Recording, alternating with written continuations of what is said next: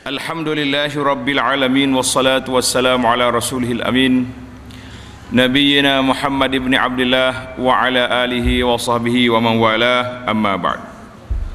Sambungan pelajaran kita dalam kitab Riyadhus Salihin, kitab Riyadhus Salihin, bab yang ke-257. Bab yang ke-257, babu tahrimin namimah wahya naqlul kalami bainan nasi ala jihatil ifsad. Maksud dianya bab pada menyatakan haramnya namimah. Apa dia namimah? Namimah itu bahasa Arab, bahasa Melayu kata, iaitu menyebarkan kata-kata untuk memecah belahkan orang ramai. Tujuan kitanya nak buat huru-hara, memporak-perandakan orang ramai. Itu dia panggil an-namimah. An-namimah. Imam An-Nawawi rahimahullah ta'ala mulakan bab ini dengan firmanullah ta'ala, a'udzubillahi minasyaitanir rajim, wa la tuti' kulla hallafin mahin hammazim masya'im binamim. Jangan kamu ikuti kata-kata orang yang suka mencela dan yang banyak berjalan ke sana sini membawa pendustaan untuk mengadu domba. Akhirnya duk mengadu domba ya. Surah Al-Qalam ayat 11. Dan firmanullah ta'ala, ma yalfizu min qawlin illa ladaihi raqibun atid. Artinya tidak ada satu ucapan pun yang diucapkannya melainkan ada di sisinya malaikat pengawas yang sentiasa hadir, iaitulah raqib atid. Jadi dua malaikat ni ada sentiasa. Surah Qaf ayat 18. Maka ayat ini menunjukkan kepada kita bahawa jangan kita ikut perangai orang yang masya'in binamim, suka berjalan ke sana sini nak bawa kata-kata untuk memecah belahkan masyarakat. Jangan sekali-kali. Itu dia panggil perangai tak juruh sebahagian daripada orang al-mufsiduna fil ard, iaitulah orang yang nak memecah belahkan masyarakat, membuat porak-poranda, huru-hara dalam dunia ini. Ini jangan kita ikut dia. Ayat yang kedua sebagai peringatan dan amaran. Apa yang kamu buat, sama ada kita buat ni benda-benda tersembunyi ataupun kita buat kerja nak mecah belahkan masyarakat ni secara zahir, ladaihi raqibun atid, ada pengawal, ada penulis yang sentiasa hadir bersama kita. Artinya tak sudut buat lah. Allah dah hantar mari malaikat mencatat, tengok apa yang kita buat. Jadi dua ayat ini cukuplah kepada kita di dalam bab larangan an-namimah. Hadis-hadis yang berkaitan pula macam mana? Hadis yang ke 156 dalam kitab terjemahan ni 1536, dalam kitab terjemahan 1537. Beza sikit lah. Wa an Huzaifah radhiyallahu anhu qala Rasulullah sallallahu alaihi wasallam, la yadkhulul jannata namam, muttafaqun alaih. Artinya tidak akan masuk syurga namam. Siapa dia namam? Iaitulah orang yang banyak berbuat anamimah, adu domba. Kerja dia berjalan, duk repot sana sini, cocok sana sini, yang menyebabkan orang berkelahi, menjadi berbalah sama-sama kita, anak beranak ataupun kawan-kawan atau siapa saja, hasil daripada cucukan yang dia buat. Namam ni tak masuk syurga. Hadis ini sahih diriwayat oleh Imam Bukhari dan Muslim. Pengajaran daripada hadis yang pertama, orang yang melakukan namimah, mengadu domba dengan menghalalkannya. Tengok tanda, letak garisan di bawah tu, menghalalkan perbuatan tersebut. Beres. Orang kata haram ni, tak. Sedangkan dia tahu ijma' ulama, sepakat para ulama dalam pengharamannya, maka dia tidak akan masuk syurga selama-lamanya, sebab dia menghalalkan benda yang sudah ijma' haram. Yang kedua, orang yang berbuat demikian, dia buat kerja jahat ni tetapi tidak menghalalkannya, maka dia tidak akan masuk syurga bersama orang-orang yang terawal masukinya. Dia kena ke neraka dulu, wal-iyazubillah, lepas tu baru pergi ke syurga. Berat jugalah, mana kena orang panggil masuk penjara dulu, lepas tu baru pergi ke syurga. Benda ni bukan boleh bergurau, bukan boleh kata tak apa, pergi neraka sekejap je. Jangan, sekali kena selai dalam neraka, habis kita punya perasaan yang lembek kita ni tak cukup tenaga. Yang ketiga, besar dan janji buruk yang dijanjikan kepada pelaku an-namimah, pelaku pengadu domba yang nak memecah belahkan masyarakat. Hadis yang kedua dalam bab ini, wa ani ibn Abbas radhiyallahu anhuma anna Rasulullah sallallahu alaihi wasallam marra biqabraini faqala innahuma yu'azzaban wa ma yu'azzabani fi kabir bala innahu kabir amma ahaduhuma fakana yamshi bin namimati wa amma al-akharu fakana la yastatiru min baulihi, muttafaqun alaih. Maksudnya daripada Abdullah bin Abbas bahawa Rasulullah sallallahu alaihi wasallam melalui dua perkuburan. Nabi lalu dua kubur, dekat dua kubur, dan baginda bersabda, Nabi lalu Allah wahyu pada dia keadaan orang dalam kubur tersebut. Maka Nabi kita beritahu, sesungguhnya mereka berdua sedang diazab. Mereka tidaklah diazab kerana perkara yang besar pada anggapan mereka. Mereka duk kira perbuatan hak dia mau buat ni tak besar mana, simple je, kecil-kecil je. Nabi kata, bala innahu kabir, tetapi sebenarnya ia adalah besar dosanya. Yang seorang ini diazab kerana berjalan menyebarkan namimah. Hak seorang ni kena azab sebab kerja dia duk belaga orang, pergi ceramah sana sini lagakan orang, pergi buat taklimat kepada pihak penguasa juga dengan untuk report pengaduan nak mecah belahkan orang, dia ni. Dan yang seorang lagi pula diazab kerana tidak bersembunyi, la yastatiru min baulihi, kerana tidak istitar, tidak jaga daripada air kencingnya. Jadi dia ni, yang kedua ni tak jaga daripada kencing dia.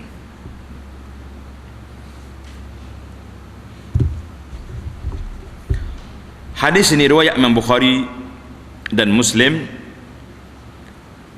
Maksud dia tidak bersembunyi tu makna kita tak jaga molek, pakai patah kat saya, akhirnya air kecil tu kena balik kita.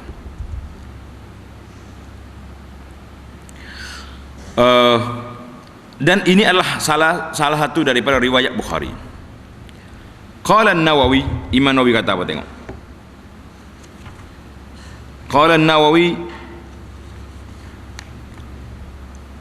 para ulama berkata ni, wa ma yu'azzaban fi kabir fi za'mihima, mereka berdua tidaklah diazab kerana perkara yang besar, itu pada tanggapan kita ni. Kalau kita rasa mengumpat ni, mengadu domba ni dosa besar, tentulah kita tak buat. Ni dah tengok orang senang sikit, dengki, hasad, pergi duk racun orang tu, racun orang ni dia ingat kecil ke? La.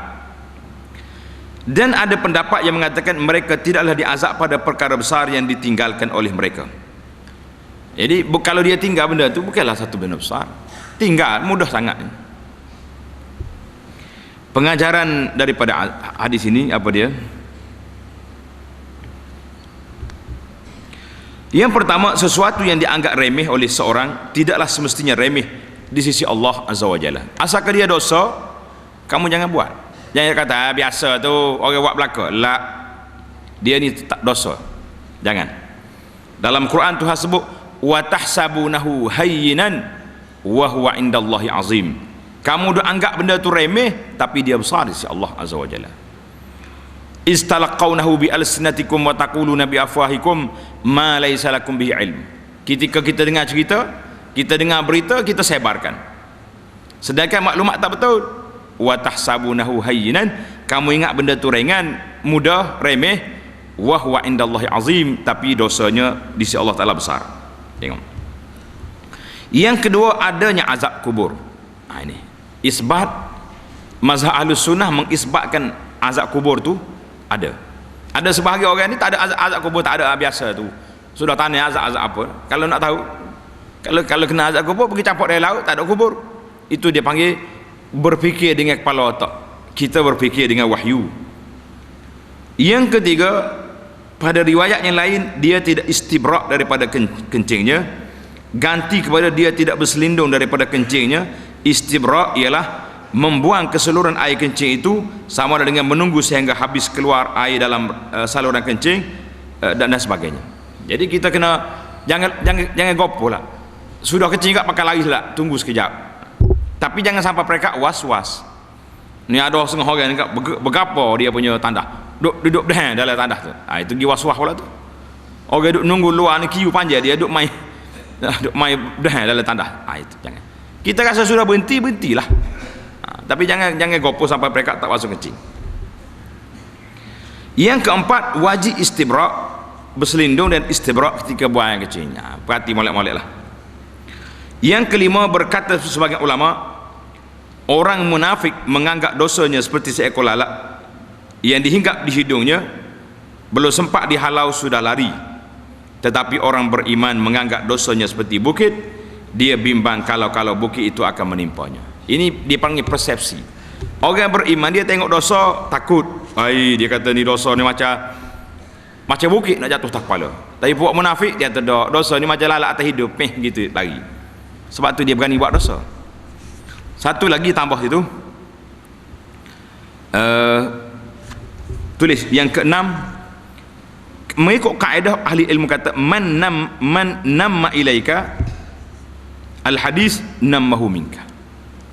Siapa dia mari meracun kepada awak satu-satu cerita, orang ni juga akan bawa cerita awak kepada orang lain. Jadi kita hati-hatilah. Maknanya orang yang suka namam ini, dia tak kira siapa, dia mari cakap dengan kita, dia buruk kawan tu, dia pergi jumpa orang tu, kita pula kena. Jadi kalau mari orang perangai macam ni, a'udzubillah minasyaitanirrajim, pergi main jauh-jauh, aku tak mau kawan dengan awak, sebab perangai yang sama. Jadi timbul lagi satu persoalan tentang orang duk tanya tentang hadis ni. Kalau kita pergi atas kubur, patut tak kita, jadi katanya dalam hadis yang panjang ni, Nabi kita ambil daun pacak atas kubur. Jadi apakah kita juga kena pergi pacak juga untuk nak meringankan? Maka ini dia kata khas untuk Nabi, sebab Nabi sudah diwahyukan, dia nampak orang tu sedang diazab. Kita nak wahyu apa? Bahkan kubur tempat kita hari ni duduk bawah pokok pun, pokok besar-besar atas dia tu. Jadi kalau pokok tu nak tasbih lah dia, tak payah kita pergi pacak, pokok tu besar sudah ada, pergi tanam terus pokok atas kubur tu. Tapi ini mungkin termasuk di dalam perkara khas, sebab Nabi SAW tahu benda tu, maka dia ambil dia pacak, dia kata mudah-mudahan Allah Ta'ala ringankan. Itu dengan syafaat Rasulullah SAW. Hadis yang terakhir dalam bab kita ni, wa an ibni Mas'ud radhiyallahu anhu anna an-nabiy sallallahu alaihi wasallam qala ala unabbiukum ala unabbiukum ma al-'adhu, tengok, bi fathil ainil muhmalah wa iskanid dha'il mu'jamah, al-'adhu. Baca, hiya an-namimatu al-qalatu bainan nas, rawahu Muslim. Daripada Ibnu Mas'ud bahawa Nabi SAW bersabda, mahukah kamu aku ceritakan apa dia al-'adhu? Maksudnya bohong dan fitnah. Al-'adhu itu dengan makna al-kadhib wal buhtan. Al-kadhib wal buhtan. Ia adalah namimah, iaitulah orang yang mereka-reka kata-kata mengadu domba di antara manusia. Rawahu Muslim. Pengajaran hadis, peringatan supaya menjauhkan diri daripada namimah ini, kerana namimah boleh memecah belahkan masyarakat memporak-perandakan keluarga dan sebagainya. Jangan. Kita ni mudah nak berdeki sangat. Tengok orang senang sikit, orang suka, mula pergi cocoh orang tu, cocoh orang ni. Akhir sekali kawan ni kena marah, kena benci, dibenci, dicemuh oleh orang, hasil daripada kerja puak-puak batu api dia panggil. Namam ni tanda situ dia panggil batu api. Dalam istilah pepatah Melayu kata namam iaitulah batu api. Kerjanya duk gesek sana gesek sini nak suruh nyala. Akhirnya kelahi orang. Ini dosa besar. Jangan dia kata. Kadang-kadang namam ni atas masjid dia boleh buat. Duk bisik orang tu, bisik orang ni, habis, hancur satu perhubungan, satu kekeluargaan musnah. Yang kedua, uslub Rasulullah sallallahu alaihi wasallam dalam menyebarkan ilmu. Biasanya Nabi ni kalau nak beritahu benda besar, Nabi akan mula dengan ala unabbiukum. Dengar ni. Sahabat-sahabat, nak ada aku cerita pada kamu. Kita hak duk cakap ni, bila orang tanya lagu tu, berhenti lalu. Nak kata apa Nak dengar kan. Jadi orang pun dia panggil intibah. Orang yang duduk leka galik semuanya pakat berhenti dengar belaka. Sebab cara uslub, cara kita guna tu ala unabbiukum. Nak ke tidak? Aku beritahu kepada kamu. Bab yang ke-258, babu an-nahi an naqlil hadis.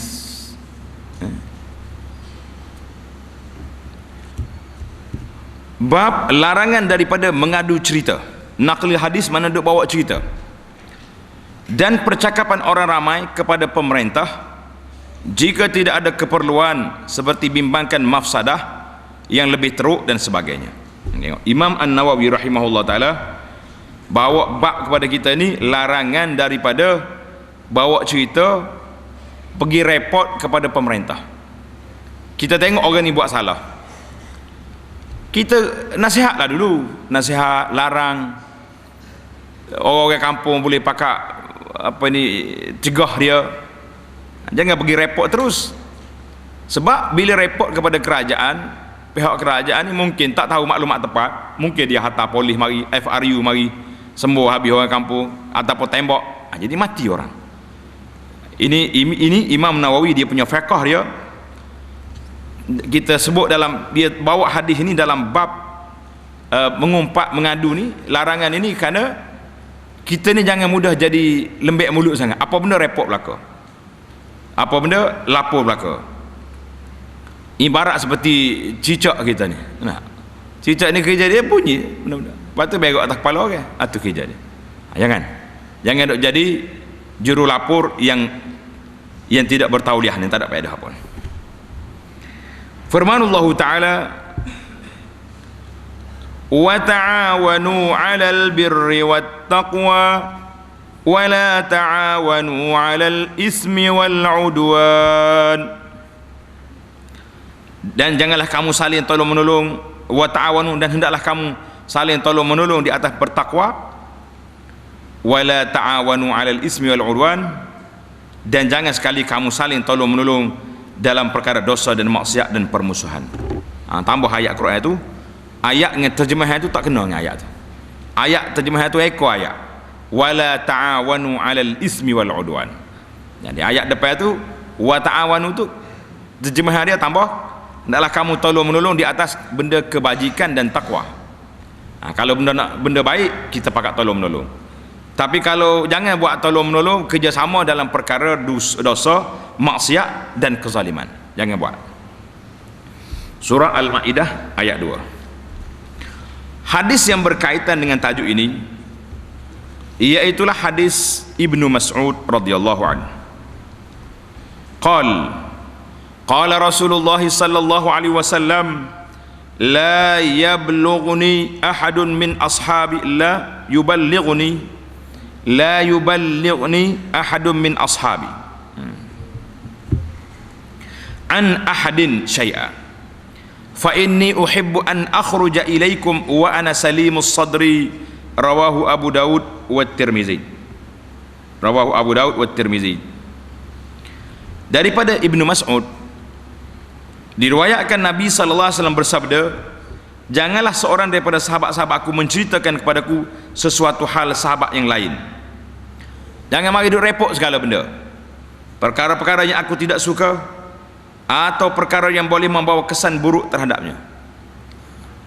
Sesungguhnya aku suka untuk keluar kepada kamu semua dalam keadaan berlapang dada. Hadis riwayat Abu Daud At-Tirmizi. Ada sebahagian penilai hadis mengatakan sanad dia lemah, dhaif. Daripada pengajaran hadis ini apa dia? Yang pertama, galakkan kepada menutup keaiban orang lain. Kalau kita tengok orang itu buat salah, kita tutup aib dia dengan kita beri nasihat, tegur dia secara baik-baik. Kalau bolehlah, kalau mampu. Melainkan dalam perkara-perkara yang terpaksa, seperti bimbangkan mafsadah yang lebih besar dan sebagainya. Contohnya, kalau kita tak repot benda ni, akan melarat. Mula-mula seorang, sekarang ni sudah nampak ada 3 orang dah geng dia. Mungkin akan jadi 10 orang, akhirnya dia jadi pemberontak, jadi pembuat maksiat dalam kampung kita. Maka ketika itu kita kena laporkan kepada pemerintah. Tapi kalau setakat 2-3 orang yang jadi linga apa boleh, tak payah repot. Kita selesai dengan sama-sama kita dulu. Yang kedua, Islam sangat menjaga kesejahteraan masyarakatnya dan kekuatan persaudaraan sesama penganutnya. Jadi dalam riwayat ini disebut Nabi kata, aku suka nak berjumpa dengan kamu dalam keadaan salimus sadri, dada aku berlapang. Jadi kita ni sama juga. Kadang-kadang benda tu remeh-temeh sangat. Tak. Jangan duk repot kepada orang benda yang remeh-temeh.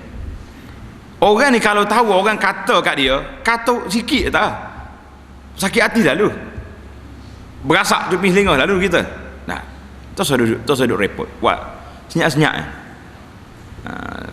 Ni zaman sekarang ni zaman dia panggil print screen. Allahu Akbar, ni bala besar ni. Orang itu duk buat dengan kawan dia, kita serak bagi atas ke kawan tu. La ilaha illallah, siapa bagi kena dah. Tak ada sudah cerita lagi tu, screen dah, print mari dah. Ini zaman fitnah. Kerana itulah kita sangat takut hari ni, berhati-hati. Kalau orang duduk tanya benda-benda yang pelik-pelik tentang menyentuh orang lain, terus duduk jawab lah, memang bermasalah. Tak sampai 5 minit pusing balik, kata dah. Ini dia panggil namam. Termasuk dalam namam zaman-zaman moden hari ni, duduk bawa cerita benda pelik-pelik, duduk bawa cerita, pecahkan kata-kata kawan, perbualan di antara kawan dengan kawannya sendiri. Allahu Akbar. Ini di antara bala yang menimpa masyarakat kita sekarang, cukup dahsyat.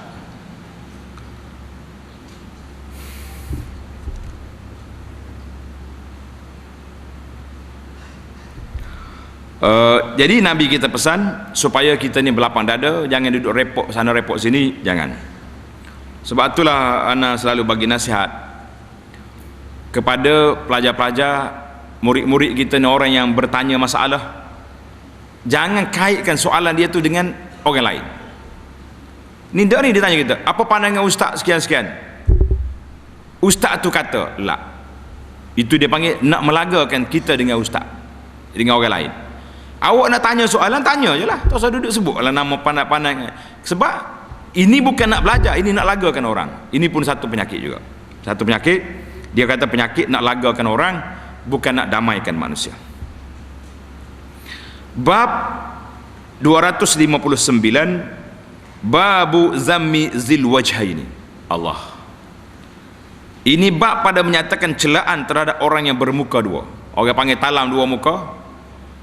Apa dia lagi istilah dia? Talam dua muka lagi, gaji dua mata. Yang pentingnya dua muka dia ni. Muka dengan duduk dengan orang lain muka lain, mari dengan kita muka lain. Ini semua ni sifat munafik belakang. An-Nawawi rahimahullah ta'ala muliakan bab ini dengan firman Allah ta'ala, yastakhfuna minan nasi wa la yastakhfuna minallahi wa huwa ma'ahum idh yubayituna ma la yarda minal qawl wa kana Allahu bima ya'maluna muhita.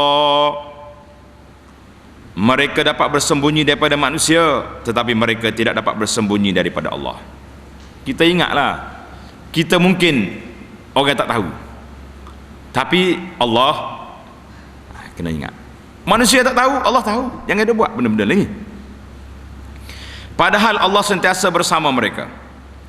ketika pada suatu malam mereka menetapkan keputusan rahsia yang Allah tidak sukai, dan Allah itu maha meliputi ilmunya terhadap apa yang mereka kerjakan. Surah An-Nisa ayat 108 dan 109. Ini perancangan jahat yang dibuat oleh orang, makwal iyazubillah, dia panggil talam dua muka. Dalam bab ini ada hadis yang pertama, iaitu hadis yang ke-1541 dalam kitab Araknya 1540. Wa an Abi Hurairah radhiyallahu anhu qala Rasulullah sallallahu alaihi wasallam tajiduna an-nas ma'adin khiyaruhum fil jahiliyyati khiyaruhum fil islam iza faqihu wa tajiduna khairan nas fi hadha asy-sya'n ashadduhum lahu karahiyatan wa tajiduna syarran nasi zal wajhain alladhi ya'ti haula'i biwajhin wa ya'ti haula'i biwajhin. Muttafaqun alaih. Daripada Abu Hurairah katanya, Rasulullah sallallahu alaihi wasallam bersabda, kamu akan dapati ada manusia ibarat logam. Logam ni benda yang berharga sangat, iaitu yang mempunyai keturunan yang baik, yang mereka bangga dengannya. Orang-orang yang baik pada zaman jahiliyah, mereka jugalah orang yang baik pada zaman Islam jika mereka memahami, mereka memeluk Islam dan betul-betul faham agama. Jadi kalau orang hebat di zaman jahiliyah, bila masuk Islam pula hebat pula, maka ini dipanggil ma'adin, orang yang begitu hebat. Dan kamu akan dapati orang yang terbaik dalam hal ini, dalam hal pemerintahan, adalah orang yang sangat benci kepadanya, tidak suka menjawabnya. Pemerintah yang baik iaitulah orang yang tidak berebut jawatan, tapi ia dicalonkan, ia ditabalkan kerana kehebatan dia, kerana keikhlasan dia. Itu baik. Hari ini mana ada, boleh katakan kempen banyak, kempen sana, kempen sini, jatuh kawan, cukup lengkap. Dan kamu juga akan dapati sejahat-jahat manusia ialah orang yang punya dua muka, iaitu yang datang kepada satu golongan dengan muka yang lain, dan datang kepada golongan yang lain pula dengan muka yang lain. Hadis ini sahih, diriwayatkan oleh Imam Bukhari dan Muslim. Pengajaran daripada hadis yang pertama, orang yang berketurunan mulia akan bertambah kemuliaan mereka dengan memeluk Islam dan mengetahui secara mendalam hukum hakam syarak. Ini keturunan yang mulia, dia pula mulia dengan Islam. Kita hari ini Islam belaka dah. Mana kalau orang ni keturunan yang mulia, dia alim pula dalam agama, hafal Quran pula, lagi tinggi darjat. Kan, lagi tinggi darjat dia. Yang kedua, orang yang terbaik yang mendapat menjawab tampuk pemerintahan ialah orang yang mampu dan tidak tamak untuk menjawabnya. Ini kerana bila mereka diberi kepercayaan, mereka akan menaikkan tugas dengan baik dan mengikut kehendak Allah, berlainan dengan orang yang tamak dan halaba untuk menjawab jawatan. Mereka akan menganggap jawatan sebagai kemegahan dan kemewahan, kerana itu mereka mudah menyeleweng, wal-iyazubillah. Jadi tengok hari inilah pemimpin-pemimpin ada atas dunia hari ini kaya raya belaka. Yang kau ambil mana duit hebat-hebat belaka tu tak? Tak kira lah duit orang bagi ke duit orang sedekah ke, yang penting dia panggil kaya raya duit. Ada belaka. Yang ketiga, orang yang datang kepada satu kumpulan dan menyatakan sokongan kepada mereka, dan datang kepada kumpulan yang lain dan menyatakan pula sokongan kepada mereka, adalah orang yang bermuka dua yang dicela dalam hadis tadi. Jangan dia panggil munafik perangai lagu ni. Tuhan sebut dalam Quran, wa idza laqul ladzina amanu qalu amanna wa idza khalau ila syayatinihim qalu inna ma'akum. Jumpa ni senyum, tapi dua-dua kena kutuk belakang. Allahu Akbar. Yang keempat, orang yang datang pada dua kumpulan yang bertelagah untuk mendamaikan mereka adalah tidak dilarang, bahkan disuruh dan digalakkan. Jadi kalau kita ni jadi orang tengah lah. Kelahi dua benda kelahi, kita ambil satu, maka itu yang terbaik. Jangan duduk masuk di zaman-zaman fitnah hari ni, tak tahu mana satu lah. Hak ni pun duk kata korang, dia kata korang, maka kita ambil jalan mendamaikan dua-dua pihak supaya kalau kita sokoh ni pun tak betul, sokoh ini pun ada masalah, mari kita ambil jalan tengah, kita nasihatlah kepada kedua-duanya. Hadis yang terakhir dalam bab ini, wa an Muhammad ibn Zaid anna nasan qalu li jaddihi Abdullah ibn Umar radhiyallahu anhuma, inna nadkhulu ala salatinina fanaqulu lahum bi khilafi ma natakallam idza kharajna min indihim. Qal kunna na'uddu hadza nifaqan ala ahdi Rasulillah sallallahu alaihi wasallam, rawahul Bukhari. Artinya daripada Muhammad bin Zaid katanya, ada beberapa orang yang datang menemui datuknya Abdullah bin Umar dan berkata, sesungguhnya kami datang menemui pembesar-pembesar kami dan kami bercakap dengan mereka berlainan dengan percakapan kami semasa kami keluar dari tempat mereka. Oh, waktu dia depan orang besar ni kok pala pun tak akak tunduk ya, nak panggil datuk takut kasar tuk, nak kata datuk tuk semacam datuk ayat apa pun tuk pakai tuk, supaya orang pergi jumpa toke juga, nak kata toke takut kasar ke panggil, manjanya ke panggil. Nah, apa jadi?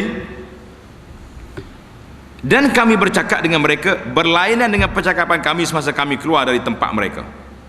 Waktu depan ni hanggup belakang, duduk belakang kutuk semua sekali, rapat kutuk. Kata di Ibn Umar, kami yakni para sahabat menganggap perkara itu adalah munafik pada hayat Rasulullah sallallahu alaihi wasallam. Jangan duduk main ni.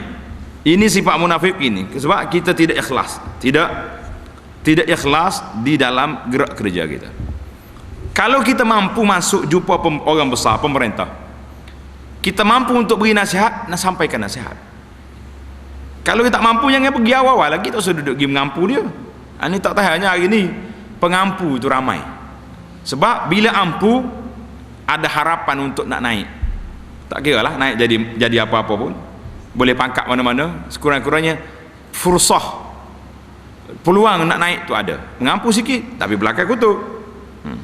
Ini dia panggil sifat munafik. Pengajaran daripada hadis yang pertama, agungnya sifat para nabi sallallahu alaihi wasallam, para sahabat nabi sallallahu alaihi wasallam wa radhi anhum, kerana itulah mereka dan mendapat kemuliaan daripada Allah azza wajalla. Yang kedua, para sahabat nabi adalah orang yang berani menyatakan kebenaran dan mereka bukanlah daripada jenis pengampu. Kalau pengampu tu bukan sahabat nabi, itu di kalangan munafikin wal iyaz billah. Yang ketiga, memuji para pemimpin di hadapan mereka dan mencela mereka di belakang adalah sikap orang munafik yang pengecut dan dayus. Yang keempat, orang beriman yang sebenar tidak takut untuk menasihati pemimpin-pemimpin yang menyeleweng, dan mereka tidak takut hilang tempat di sisi pemimpin asalkan mereka mendapat tempat dan diridai di sisi Allah azza wajalla. Kita ini tak jadi lagu itulah. Hak jadinya duduk jaga body, orang panggil duduk gilak body je. Ampu belaka, asalkan dapat kedudukan yang baik di sisi para penguasa yang hebat-hebat, yang besar kedudukannya. Jadi kalau tidak, kita jadi beratlah sekali ini. InsyaAllah kita akan sambung lagi perbincangan kita dalam siri yang akan datang, bab yang ke-260, babu tahrimil kadzib, bab haram berdusta. InsyaAllah dalam jalsah kita yang akan datang.